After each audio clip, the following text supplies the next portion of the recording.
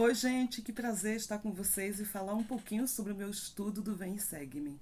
E eu vou te contar quantas coisas eu aprendi. Uma coisa que eu considero que é muito importante que a gente saiba é que no Velho Testamento nós temos profetas maiores e profetas menores. Eles não são chamados de maiores ou menores porque um foi mais importante que o outro, mas eles são chamados de maiores porque escreveram mais, ou de menores porque escreveram menos. Mas todos os profetas são importantes. Então, por exemplo, como profetas maiores nós temos Isaías, temos Ezequiel, temos Jeremias, Daniel e muitos outros. E como profeta menores nós temos Oséias, nós temos Joel, nós temos Amós, Jonas e por aí vai. Todos os profetas, eles foram primordiais, são porta-vozes de Deus na terra. E eu fiquei pensando, enquanto eu estudava, sobre o papel desses profetas. Eu acho que todos nós já tivemos aquela experiência de repente, chegar numa praia e está escrito proibido nadar. Mas aí você observa que tem alguém nadando. Ou você chega lá no metrô e tem aquelas faixas amarelas pedindo para não ultrapassar. Mas tem alguém que fica ali depois da faixa amarela. Então dá aquela sensação de, opa, pode acontecer algo ruim. A mesma coisa, você vê uma criança pequena brincando com objetos muito pequenos, que são inapropriados para a idade. Então você pode prever consequências dessa desobediência a essas regras. E eu lembrei de uma situação que eu passei. Eu estava voltando da faculdade um dia para casa e eu andava, até chegar em casa por uma avenida.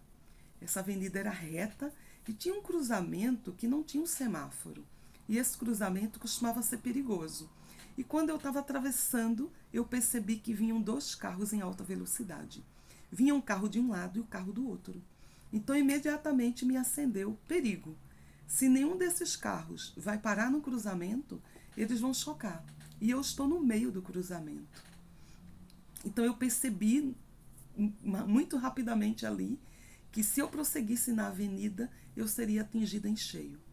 Então, a melhor alternativa seria voltar, mas não dava tempo sequer de dar as costas. Então, eu retornei andando de costas, correndo de costas, para que aquele acidente que era previsível não me atingisse. Mesmo assim, não adiantou. Os dois carros chocaram com um impulso. Um deles veio em minha direção, pegou os meus dois joelhos e me tirou aí, me jogou uns 3, 4 metros de distância. Ainda bem que contra um muro. E eu tinha feito defesa pessoal por alguns anos e como eu percebi que eu ia cair, eu apliquei a técnica e protegi a cabeça e felizmente não aconteceu nada grave. Mas aquela sensação de impotência, de você não impedir aqueles acontecimentos, me fez pensar um pouco enquanto eu estudava sobre a casa de Israel. Nós temos um profeta advertindo ao povo. Um profeta que sabia exatamente o que aconteceria. Ele estava vendo as ações do povo. Ele estava vendo a apostasia generalizada dos filhos de Israel. Ele estava vendo a iniquidade de uma maneira enorme. Ele sabia que viriam as consequências. Ele estava tentando avisar o povo. Ele estava tentando advertir o povo. Olha, proibido nadar. Olha, proibido andar e ultrapassar a velocidade. Mas as pessoas não escutavam. E o que acontece é que o Senhor faz uma coisa que eu considerei muito impactante. Ele utiliza a vida do próprio profeta para mostrar a Israel, como seria, vamos dizer, na realidade, esse casamento. Não é a primeira vez que a gente vê o Senhor retratando o convênio eterno, o casamento como símbolo da Israel, e esse convênio eterno. Então, o que a gente tem aí? O profeta Oséias, o Senhor diz para ele assim, olha, casa com uma prostituta. Impacto, né, gente? Casa com uma prostituta. Então, vamos ver que por trás desse casamento existe todo um simbolismo, existe toda uma metáfora. Porque o nome Oséias significa Salvador. Então, Oséias representa Cristo. Aí ele vai lá e toma uma prostituta Ele casa com ela. Essa prostituta que se chama Gomer, ela representa a casa de Israel. Ela representa todos os filhos de Israel. Representa também você e eu. Então ele casa com ela. E desse casamento, eles têm 3 filhos. E olha que interessante, porque os nomes dos filhos também têm uma simbologia. E eles representam essa decadência de Israel. Cada estágio, cada fase que vai vivendo Israel. Eu anotei para vocês aqui porque os nomes são difíceis. Olha só, Jezreel, não sei se é assim que pronuncia, mas significa Deus dispersa sementes. Ou seja, representa a dispersão da casa de Israel. Depois, Lohuama, que é uma menina, não há recebido misericórdia. Sem misericórdia. E o terceiro, Lo-ami, povo que não é meu.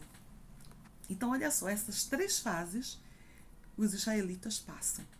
E está representada no casamento de Oséias. O que acontece é que Gomer acaba traindo o marido e vai em busca dos seus amantes. E claro, gente, ela vai sofrer as consequências disso. Porque ela vai em busca das coisas terrenas, daquilo que é passageiro. Que é isso que Israel faz. Vai em busca dos seus deuses. Vai em busca de Baal, vai em busca do Deus da fertilidade. Eles querem algo instantâneo, imediato. E eles não querem obedecer para ser obedientes. Eles vão bajular, né, outros líderes, outros reis, egípcios, assírios.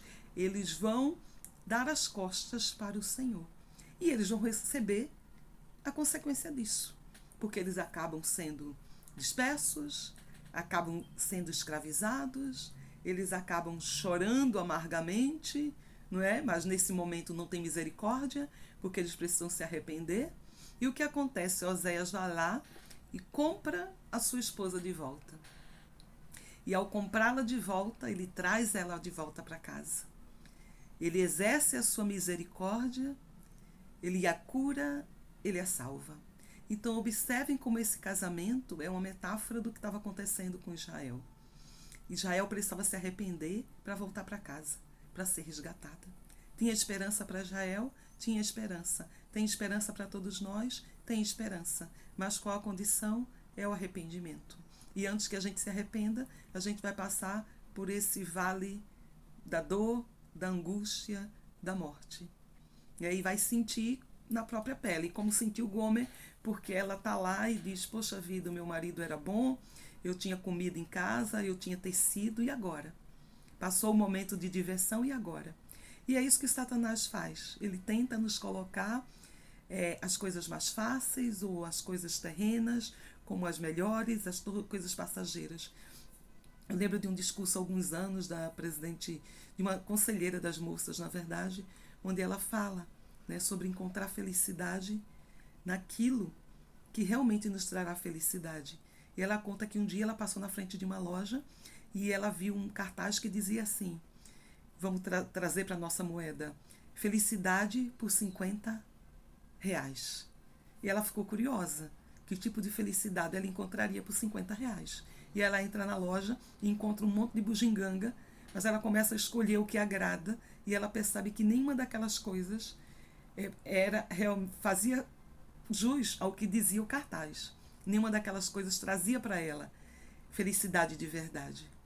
Podia trazer um contentamento, mas não felicidade de verdade. Então ela fala exatamente isso, que às vezes a gente troca as coisas eternas por aquilo que é passageiro, aquilo que realmente não nos trará felicidade. E a gente vê que esse povo entrou em apostasia total. E como é que se entra em apostasia? A gente entra em apostasia quando a gente se afasta do Senhor. E a gente se afasta pouco a pouco. A gente se afasta quando diz, eu não vou ler as escrituras, eu não vou fazer o vem e segue-me, eu não vou ao templo. A gente se afasta quando deixa de exercer a fé nele, quando deixa que dúvidas entrem na nossa mente. Quando a gente começa a duvidar das nossas crenças, do nosso testemunho. E a gente precisa lembrar que esse povo se afastou do Senhor, substituiu o Senhor por outros deuses. E a gente faz isso também. Ah, nossa cama está tão agradável, por que que eu vou no domingo hoje? Ou nossa, está um calor, a piscina do clube é maravilhosa. Eu vou curtir um pouco com a família, né? Ah, por que cumprir meu chamado? Eu tenho uma carreira para zelar, eu tenho que fazer cursos, cursos e cursos. Não que você não possa fazer curso, não que você não possa se divertir, mas o perigo está quando você coloca essas coisas acima do Senhor. Quando você acha que as distrações e as coisas fáceis desse mundo vai te trazer felicidade. Iniquidade nunca foi felicidade. A gente precisa fazer como o presidente Nelson disse, fazer com que Deus prevaleça na nossa vida. E Ele prevalece na nossa vida quando nós guardamos os mandamentos, quando nós guardamos convênios, quando nós não quebramos convênios. Então essa analogia, né, que aconteceu de verdade, mas servia como símbolo para toda Israel aprender, do casamento do profeta Oséias com Gomer, a prostituta, demonstra exatamente esse convênio que deveria ser forte, né? O elo mais forte que existe é o casamento, é a família. Mas ele foi quebrado, porque ela decidiu quebrar, né? Mas na hora que ele resgatou, esse elo voltou a ser forte. E voltaram a ser uma família de novo. Então que a gente possa aprender com essa experiência. Aprender com Joel, que viu os nossos dias, que testemunhou sobre a nossa época, que falou sobre o Espírito Santo que seria derramado sobre a terra. Que possamos lembrar do que disse o profeta Nelson, que será muito difícil sobreviver nos últimos dias se não tivermos o Espírito Santo. O mundo vai amadurecer muito em iniquidade. Muito. Isso está previsto pelos profetas. E nada vai mudar isso. Então que a gente possa realmente ter a convicção que precisamos exercer fé. E fé é um exercício diário. Que a gente possa lembrar de manter firme os nossos convênios. E esses convênios começam cada domingo, renovando os nossos convênios do sacramento, no sacramento, os nossos convênios batismais. Que o Senhor nos abençoe a todos, que tenhamos uma ótima semana e que seguir aprendendo. Obrigada, gente. Que o Senhor abençoe todos nós. Tchau, tchau.